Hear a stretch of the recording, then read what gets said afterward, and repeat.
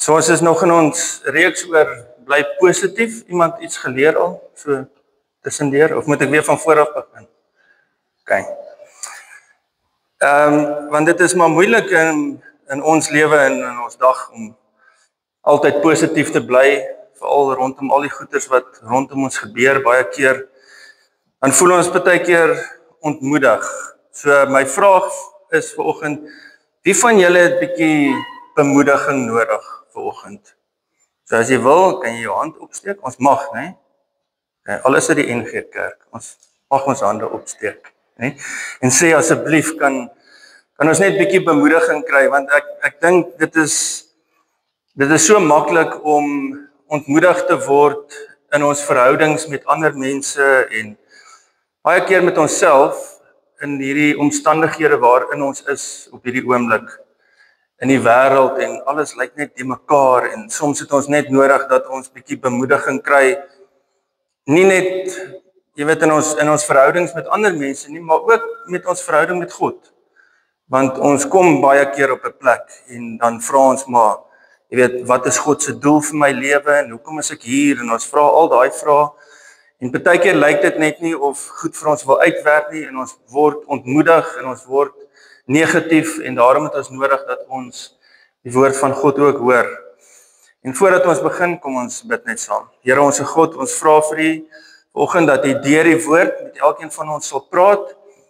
En ek bid spesifiek, Here, vir mense wat vandag dalk op 'n plek is waar dit nie lekker is nie, waar daar bietjie uitdagings is in hulle lewens en waar hulle U hulp nodig het en dat U deur U Heilige Gees in hulle lewens sal inspreek, dat ons sal besef dat ons is die sout vir die aarde, ons is die lig vir die wêreld.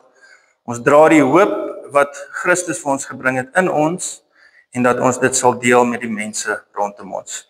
Ek bid dit in die naam van Jesus, ons Here. Amen. So wat ons moet verstaan is dat elke mens is op een of ander stadium van jou lewe gewikkeld in een of ander stryd. So of jy gaan nou deur 'n uitdaging in jou lewe, of jy kom nou net uit een uit, of daar wag vir jou een om die draai. En dit is wat ons as mense moet besef, dat die lewe bied vir ons allerlei uitdagings, besluite wat ons moet neem en al die goeders wat rondom ons gebeur. En dit is baie keer so dat wanneer jy na mense kyk, dan dink jy alles is net perfek in hulle lewens. Alles is net 100% en daar is geen uitdagings nie. Maar baie keer dra ons dit aan die buitekant, alles lyk fyn, maar binnekant is dit nie. En toe ek besig was met hierdie preek, toe hoor ek die storie van die pastoor wat gesê het van hy iemand gehad wat met hom gepraat het. En die seun se naam was Scott. En Scott was alles lyk fyn. Hy glimlag. En terwyl hy met hom praat, toe sê Scott vir hom, ek dink die beste ding sal wees om my lewe te beëindig. Want dit lyk net nie of goed uitwerk nie. Dit lyk net nie of goed regkom nie. En as jong pastoor het hy nie regtig geweet wat om vir die ou te sê nie. En toe sê hy vir hom, die eerste ding wat by hom opkom, hy sê, skryf 100 woorde wat sê wat goed is van jou. En hy sê, maar dit is onmoontlik. Die manier hoe ek voel op hierdie oomblik, is dit onmoontlik om aan enigiets positief te dink. Toe sê hy, man, begin net skryf. Begin hy skryf, toe sê hy, mense sê ek is 'n goeie skrywer. Sê okay, skryf dit neer. Mense sê ek is nogal snaaks. En die pastoor kyk en sê jy lyk nie baie snaaks nie want jy wil jou eie lewe neem, né? So dis nie funny nie. Party mense sê ek lyk soos Robert Redford. Dis sê hy van okay, jy is funny want jy lyk glad nie soos Robert Redford nie. En so het hy aangegaan en naderhand het ek sê ja, maar my ma sê vir my ek is 'n goeie werker. Party mense sê ek is 'n goeie vriend. En so het hy aangehou om al hierdie goeders uit te haal en naderhand het hy aan albei kante van die papier 100 redes gehad om te glo dat daar hoop is. En so het hulle paaie geskei en 5 jaar voordat hulle uitmekaar uit is, toe bid hy, toe vra hy vir die Here, dat die Here hierdie woorde, dit wat hierdie ou nou op papier neergeskryf het, dat hy dit in sy hart sal skryf, en dat hy dit nooit sal vergeet nie. En dat as daar ooit iets in sy lewe gebeur, dat hy kan teruggaan daarna en sê, maar my lewe is die moeite werd. Daar is goeie goed in my lewe. As ek weer op daai plek kom, kan ek teruggaan na dit wat ek gesê het oor myself. En so het hulle paai geskei en 5 jaar later het hulle mekaar weer ontmoet en toe sê hy vir die pastoor, toe sê hy, dit wat jy daai dag vir my gedoen het my lewe gered. En toe was hy getroud en hy het 'n klein seentjie gehad en hy het nog steeds die stukkie papier gehad en hy het dit vir die pastoor teruggegee. En die ou het vir hom gesê, ja, maar dis jou, toe sê hy, ek het dit nie meer nodig nie, want dit wat jy gebid het daai dag, is nou in my hart. Ek het nie meer die papier nodig nie. Ek glo dit nou, omdat dit iets is wat God in my hart geskryf het. En baie keer, al wat ons nodig het, is dat jy verstaan nie wat se impak een woord van bemoediging kan hê op iemand anders se lewe nie. Jy verstaan nie wat een positiewe woord kan hê om iemand anders se lewe radikaal te verander nie. Om iemand anders miskien dalk van daardie punt af te bring, om weer te kan lewe, om te kan besef, maar hulle lewe is die moeite werd.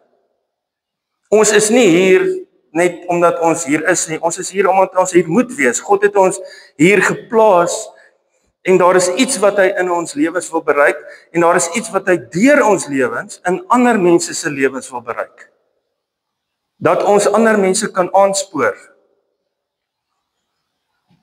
Dit is baie keer baie moeilik om positief te wees. Stem jy saam? Dit is baie keer baie moeilik om iets te soek wat jou kan laat aangaan, wat vir jou hoop gee. Daar is hierdie stroom van negativiteit rondom ons. En ons het baie keer mense in ons lewens nodig en ons moet baie keer daardie mense wees wat hoop gee vir ander mense. Ons wil nie wees soos Job se vriende nie. Ken julle die storie van Job? Ons wil nie sy vriende hê. Okay? Want sy vriende was daardie wonderlike vriende wat vir hom gesê het, die rede hoekom jy is waar jy is as gevolg van jou eie sonde. Is dat jy het verkeerd gedoen voor God, dit is hoekom hy jou straf. God het alles van hom af weggeneem, sy kinders, sy vee, sy gesondheid, alles is van hom af weggeneem. Behalwe sy wonderlike ondersteunende vrou wat ook vir hom gesê het, man, vloek God en sterf. Nou ons het nie daardie tipe mense in ons lewens nodig nie. Ons het mense in ons lewens nodig wat ons kan ondersteun en vir wie ons kan ondersteun. En dan in Job 16 vers 2, dan staan daar, dergelike dinge het ek al baie gehoor en treurige vertroosters is julle almal. Hy sê vir hulle, julle is patetiese vriende. Want ek het nie nodig dit wat julle vir my sê in my lewe nie. Dan sê hy, kom daar nou 'n einde aan winderige woorde, met ander woorde, woorde wat niks beteken nie, woorde wat geen invloed het nie. Of wat prikkel jou dat jy antwoord? Hoekom moet jy die hele tyd vir my sê, maar net negatief en dis alles my skuld, terwyl ek weet dat ek nooit teen God gesondig het nie. Dat hierdie nie my toedoen is nie, want God weet ek is onskuldig. Hy sê ek sou ook kon spreek soos julle, as julle siel, as jy in my plek was. Ek sou woorde aan mekaar kon koppel teen julle en my hoof oor julle skud. So ek sou ook vir julle kon sê hoe sleg julle is. Ek sou ook maar net my kop kan skud en sê ja, maar dit is jou eie skuld dat jy is op hierdie plek. En dan sê hy hierdie woorde. Hy sê, maar dit sal ek doen. Ek sou julle kon versterk met my mond en troos van my lippe sou versagting aanbring. Wat ek eerder sal wil doen, is ek sal jou wil ondersteun. Ek sal jou wil help om jou las ligter te maak. Ek sal vir jou kan sê dat daar is hoop. Ek sal jou wil ondersteun. Ek sal vir jou wil sê dat God vir jou omgee. Spreuke sê vir ons in Spreuke 18 vers 21. Dit sê, dood en lewe is in die mag van die tong en elkeen wat dit graag gebruik, sal die vrug daarvan eet. Jesus het gesê, jy sal verantwoording doen vir elke ydelle woord wat uit jou mond uitkom. So nou dink ek onwillekeurig aan iets wat ek gelees het op Facebook nou die dag. Van iemand wat 'n pot gooi, né? Weet julle wat 'n pot gooi? In Afrikaans is dit 'n podcast. Okay? Iemand wat 'n podcast gehad het en toe publiseer hy so 'n brief, né? Wat die gemeente aan 'n ouderling geskryf het. Ek weet nie wie van julle dalk miskien gesien nie, en die ouderling aangespreek het omdat hy en sy familie nou vir 'n geruime tyd nou nie kerk toe kom nie. Wat seker in effek nie verkeerd is nie, want jy is die ouderling, jy het die keuse gemaak, maar wat dalk op 'n ander manier hanteer kon word. Okay? Maar dan gaan lees jy die kommentaar. Dit is skreiend om te sien wat mense comment oor die kerk, né? Ja, is nou gereformeerde kerk, whatever. Die kerk is die liggaam van God. Maak nie saak in watse denominasie jy is nie. Of jy CRC is, of jy Doxa is, of jy by hierdie gemeente is, 'n NG Kerk of 'n gereformeerde kerk, die denominasie maak nie saak nie. Die feit is, die mense is die liggaam van God. Dit is die kerk van God. En as jy spreek teenoor 'n ander predikant, of teenoor 'n pastoor, of teenoor 'n gemeente, of teenoor 'n denominasie, dan spreek jy teen die kerk van God. En jy sal verantwoording doen van elke ydelle woord wat jy gespreek het. So as jy nie met iemand saamstem nie, bly eerder stil. As jy nie 'n goeie woord het nie, bly eerder stil. Dink altyd voordat ons praat. Want Jesus sê, in die mag van die tong lê lewe en dood. So wat ons eerder sal sê is, wat ons eerder sal doen is, ons sal mekaar se geloof opbou. Ons sal vir mekaar sê dat God jou nog steeds liefhet. Ons sal vir mense sê wat down and out is, sal ons vir hulle sê, God is die een wat gesê het, ek sal jou nooit verlaat nie, ek sal jou nooit alleen los nie. God is die een wat beloof het dat hy altyd met ons sal wees. Om eerder mense se geloof te bou, eerder as om af te kraak en af te breek. Want dan kom die skrywer van Hebreërs, en dan sê hulle, die skrywer van Hebreërs kom sê vir ons, dat ons mekaar daagliks sal aanspoor. Hebreërs 3 vers 13 sê, maar solank daar nog 'n vandag is, moet julle mekaar elke dag aanspoor, sodat niemand van julle deur die misleiding van sonde verhard word nie. Wat doen sonde? Sonde breek af, sonde lieg, sonde verwyder jou van God, sonde verwyder jou van mense, sonde vernietig jou geloof. Dat ons mekaar daagliks sal aanspoor om vas te hou aan ons geloof. Ten spyte van die goed wat gebeur. Want dit is baie maklik. As daar iets slegs in jou lewe gebeur, die maklikste persoon om te blameer is God. Want jy kan hom sien. Alhoewel hy hier is. Alhoewel hy teenwoordig is in jou lewe. Dit is baie keer dat daar slegte goed in ons lewe gebeur, en dan kom sê die skrywer van Hebreërs, julle moet mekaar aanspoor elke dag om te volhard in julle geloof, om oortuig te wees van dit wat God van jou sê, van wie jy is in Christus Jesus. Dit is wat ons moet doen elke dag, dat ons mekaar daagliks sal aanspoor. Want die natuurlike ding vir ons mense is om negatief te wees. Om moed te verloor. Dit is die natuurlike ding. Maar ons kan altyd aanleer om ander mense te bemoedig. Nou die dag te sê, 'n vriend van ons, hy was soos byna dood, né? Pyn gekry, en sy vrou sê vir hom, is jy nou klaar, né? Geen simpatie. Jy kry sulke mense, né? Hulle sukkel met simpatie, empatie, al daai T's wat jy het, né? Hulle sukkel met daai goeders. Maar ons kan dit aanleer. Ons kan aanleer om mense te bemoedig. Daar was 'n tyd toe jy nie kon loop nie, en as jy opgestaan het, dan so 2 tree verder, dan hoeps, sit jy weer op jou boude. Maar kyk, hier is jy nou vandag, ingestap hier so by die kerk, né? So jy het dit aangeleer. Ons kan aanleer om mense te bemoedig. Waar begin ons? Ons begin, as jy getroud is en jy het kinders, is dit die beste plek om te begin. Jy kan begin by jou selgroep of by die mense rondom jou. Jy kan begin by die mense by die werk. As jy by die werk is, soek na daardie geleentheid om iemand te vang as hulle iets goed sou doen het. En sê vir hulle, well done. Well done met dit wat baie keer dink ons, ja, maar ons moet mense reward met geld en al daai goeders. Partykeer wil mense net hoor, well done. Dit wat jy gedoen het is goed. En dit maak 'n massiewe verskil. Hoe jy met jou kinders praat, hoe jy met jou vrou praat, hoe jy met die mense rondom jou praat. As jy die hele tyd vir jou kind sê, hy's nie goed genoeg nie, dan gaan hy dit begin glo. Wie van julle kyk diepe waters? Kom. Nee?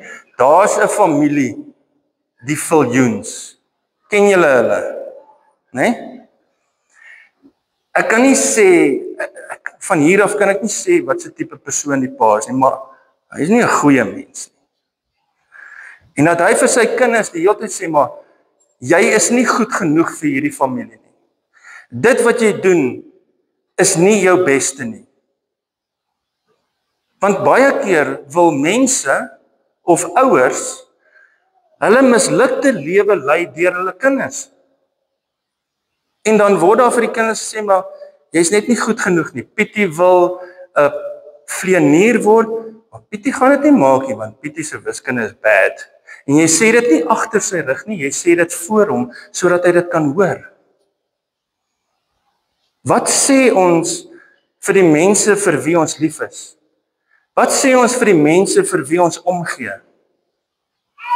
Dat ons baie keer net moet dink daaraan. Jy kan begin, as jy nie goed is hiermee nie. As jy iets goeds dink, sê dit. As jy iets goeds voel, deel dit. Jy kan vir iemand 'n WhatsApp stuur en sê, weet jy wat, ek waardeer jou. Ek waardeer jou vir die vriend wat jy is in my lewe. Ek waardeer jou, as jy getroud is, moet nou nie vir jou vrou 'n WhatsApp stuur nie. Sê dit sommer vir haar, né? Ek waardeer jou vir die vrou wat jy is, die ma wat jy is vir ons kinders. Ek waardeer jou as my kind vir dit wat jy doen. Ek waardeer dit hoe dat jy God liefhet en hom aanbid en hoe hy nommer 1 is in jou lewe. Ek waardeer daardie goed. Eerder as om te soek om die hele tyd te sê hoe sleg en hoe verkeerd mense is. Dat ons mense sal bemoedig en aanmoedig. Dat hulle kan weet wie hulle is in God. Om te seën in plaas van om te vervloek. Om goeie woorde te hê, in plaas daarvan om die hele tyd net na die slegte te soek. Elkeen van ons is baie keer in 'n stryd. En miskien dink jy aan iemand anders wat bemoediging nodig het. Maar baie keer is die persoon wat dit nodig het, ek en jy. Want ons dra die maskers. Nie daai wat ons 5 jaar terug gedra het nie. Die wat mense nie kan sien nie. Ons hou goed vir onsself. Ons lyk goed. Die beste familiefoto is 'n Facebook familiefoto. Almal is happy, almal is lief vir mekaar, die hele familie is daar. Terwyl ons weet, die familie praat nie regtig met mekaar nie. Maar hierdie is nou, jy weet, 'n spesiale okasie, so almal is happy. Want almal op Facebook is happy. Alles gaan goed. Alles is wonderlik. Maar binne in jou is 'n stryd aan die gang wat jy nie weet of jy dit gaan wen of nie. Alles lyk goed, maar die huwelik is nie regtig soos wat dit is nie. Almal dink jou finansies is uitgesort, maar jou besigheid sukkel. Almal dink, jy weet, jy het hierdie wonderlike familielewe, maar jy praat nie eens met jou kinders nie, of jou kinders praat nie met jou nie. Dit is weird hoe dit is. Dat die prentjie wat ons wil skep buitekant, is baie keer nie die waarheid nie. Dis baie keer nie die realiteit nie. Ons het hierdie stryd in onsself en baie keer het ons dit nodig. Dat jy moet besef dat die persoon wat bemoediging nodig het, is jy.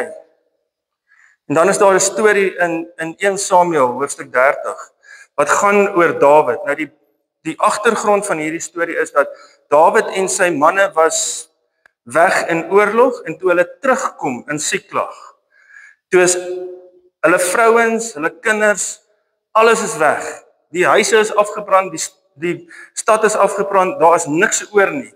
En die volgende oomblik, hierdie mense wat saam met Dawid geveg het, draai teen hom.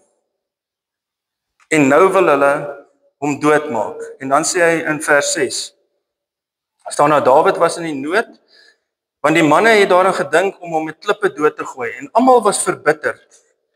Elkeen oor sy seuns en dogters. En toe het Dawid hulp gevra by die Here.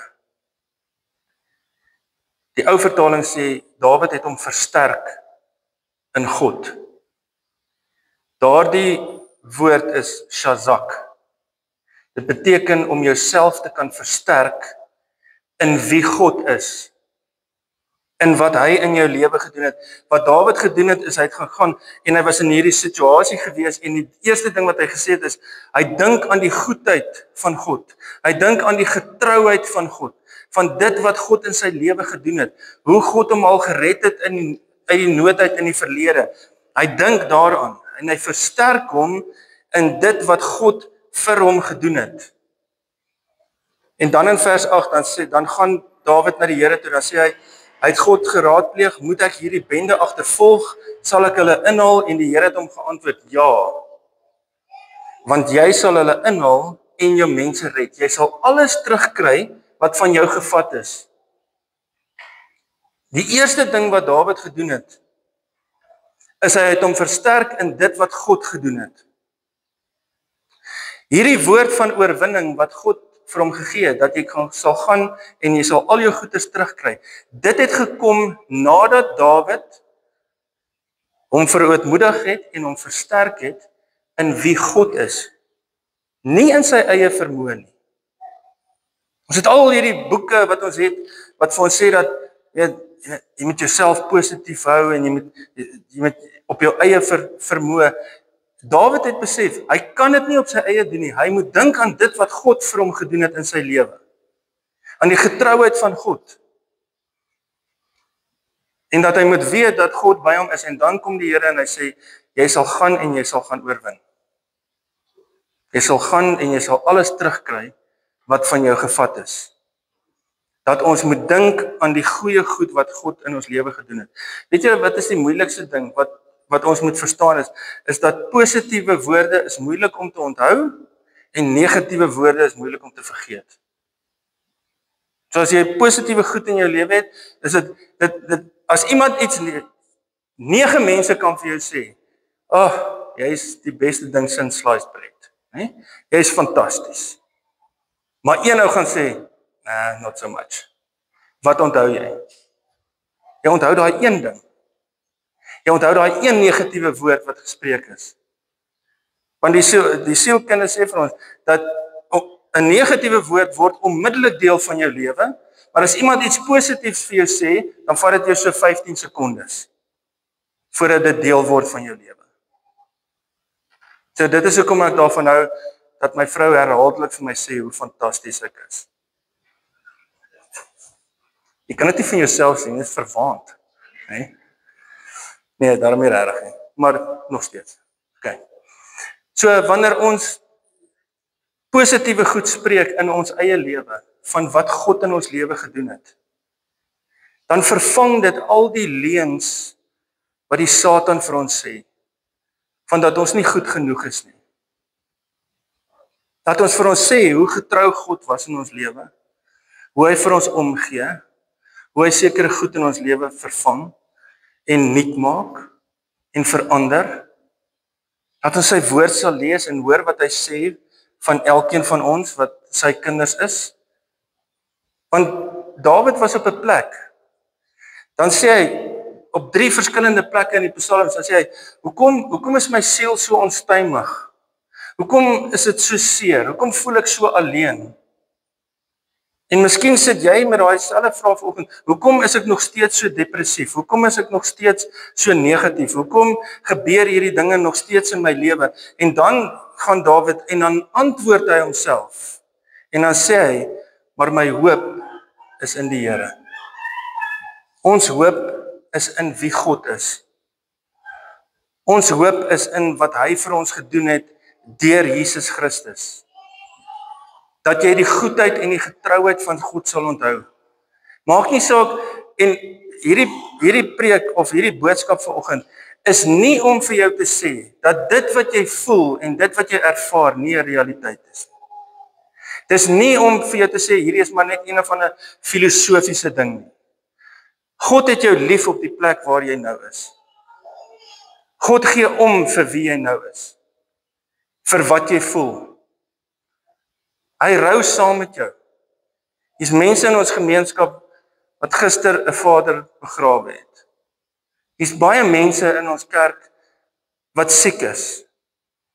En jy voel dalk baie keer dat daar is geen hoop nie. Maar God sê vir jou, en Dawid sê, en hy skryf, hy sê, ten spyte van wat ek voel, ten spyte van hierdie gewig op my hart, ten spyte van alles wat ek beleef, ek vind my hoop in wie God is. In wat hy in my lewe gedoen het. Dat jy vanoggend kan begin om te sê dat God is my voorsiener. Hy is die een wat my beskerm. Hy is altyd goed en hy is altyd met my.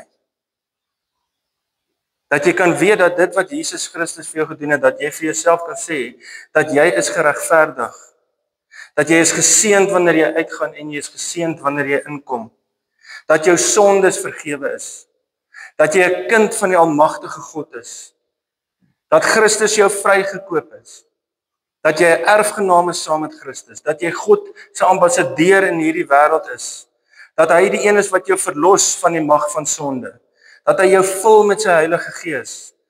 Dat jy is die vakmanskap van God. You are the masterpiece of God. Hy het jou aan mekaar gesit nog voordat jy gebore is. Het God jou persoonlik aan mekaar geweef. Daar waar niemand jou kon sien nie. Dit is wie jy is. Hy het jou gekies vir 'n goeie werk.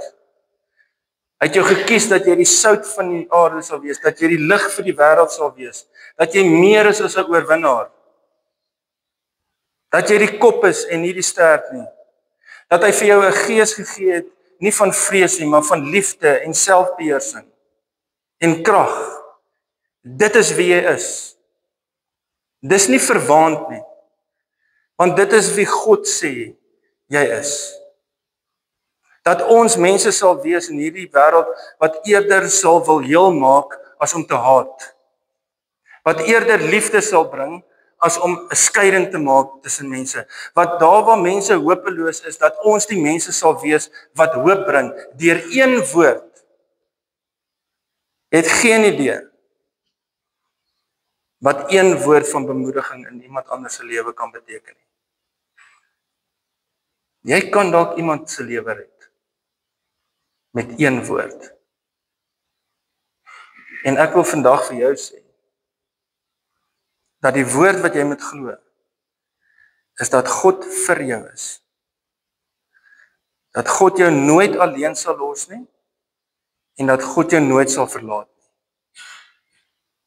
En as jy met God stry met hom. As jy kwaad is vir hom, sê dit vir hom. Wat dink jy wat het Dawid gedoen? Die een oomblik sê hy, die Here is my hoop. En die volgende oomblik dan sê hy maar, God, waar is jy? Hoekom moet ek deur hierdie goed gaan? En Dawid is genoem 'n man na God se hart. Want God sal eerder wil hê dat jy met hom moet stry en beklei as wat jy wegstap. Want God is groter as ons tantrums en ons eie emosies. Hy kan dit hanteer. Ons kan dit, ons eie goed nie eers baie keer hanteer nie, maar hy kan, want hy het ons gemaak. Hy ken ons. En bemoedig jou met hierdie woorde, dat Christus sy lewe vir jou gegee het.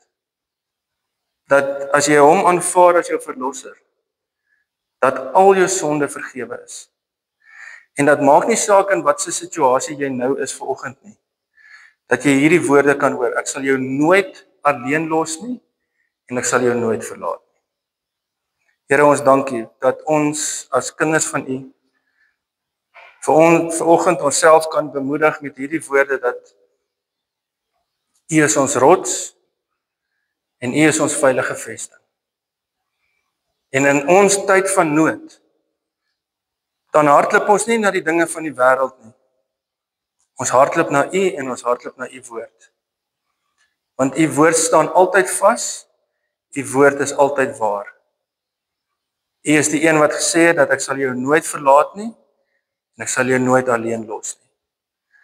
Dat elkeen van ons gekoop is deur die bloed van Jesus Christus, dat ons bemoediging vind nie in onsself nie, maar in wie U is, dat U 'n getroue God is, dat U elke dag dieselfde is, dat U nie verander soos die seisoene nie, en dat ons kan weet, Here, dat ons U kan vertrou. Ek bid vir hierdie gemeente, ek bid dat U seën oor hulle sal uitstort, dat hulle U teenwoordigheid sal ervaar, en vir elkeen wat vanoggend ontmoedig is en swaar kry, en deur uitdagings gaan, Here, wil ek kom bid, dat U by hulle sal wees, dat die vrede van God, wat alle verstand te bowe gaan, oor elkeen van hulle sal wag hou. Die vrede wat ons vind in Jesus Christus. Ek bid dit in die naam van Jesus, ons Here. Amen.